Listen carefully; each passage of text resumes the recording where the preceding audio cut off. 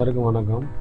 ஆஹ் இந்த மாதிரி ஒரு படத்தை வந்து நல்லா க்ளோ பண்ணி ஹைலைட் பண்ணி காட்டுறதுக்கு எப்படி பண்ணலாங்கிறத பார்க்க போகிறோம். நிறைய அந்த கல்யாண திருவிழா போஸ்டர்ஸ்லாம் பார்த்துருக்கீங்க. பசங்க வந்து பார்த்திங்கன்னா ரொம்ப நல்லா பிரைட்டாக ஒரு மாதிரி தெரிக்கிற மாதிரி இருப்பாங்க. பசங்க கலர் லைட்லாம் வந்து ஒரு லைட் அடிச்ச மாதிரி அந்த மாதிரி எஃபெக்ட் எப்படி பண்ணுறதுன்னு பார்ப்போம். இந்த படம் நார்மலாக அந்த படம் பிக்சர் எப்படி இருக்கும், இந்த பிக்சர் நம்ம எப்படி எப்படி ஆக போகிறதுங்கிறத பார்ப்போம். சரிங்களா?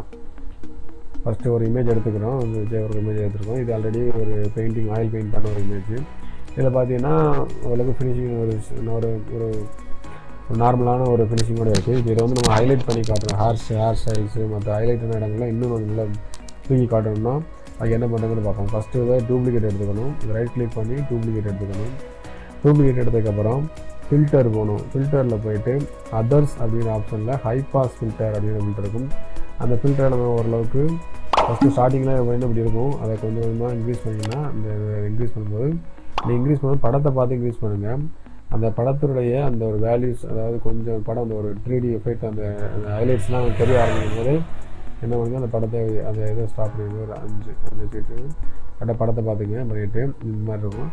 இதை என்ன பார்த்தீங்கன்னா இந்த பிளெண்டிங் இந்த ஆப்ஷன் இதில் போகணும். இது பிளெண்டிங் ஆப்ஷன் வருது. இந்த பிளெண்டிங் ஆப்ஷனில் போயிட்டு என்ன பண்ணணும், விவிட் லைட் அப்படிங்கிற ஆப்ஷன் கொடுக்கணும், அல்லது லீனியர் லைட் அப்படிங்கிற ஆப்ஷன் இருக்கும்.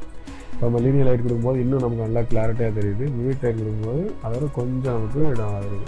இப்போ என்ன பண்ணோம்னா லீனியர் லைட் கொடுக்கும். இப்போ பார்த்தீங்கன்னா அதோட ஹேர் எஃபெக்ட்லாம் நல்லாயிருக்கும். கொஞ்சம் ரொம்ப அடிக்கிற மாதிரி இருந்தாலும் ஒரு மாதிரியாக இருக்கும். அதுக்காக வந்து கொஞ்சம் ஒப்பாசிட்டியை கொஞ்சம் நம்ம கம்மி பண்ணிக்கலாம்.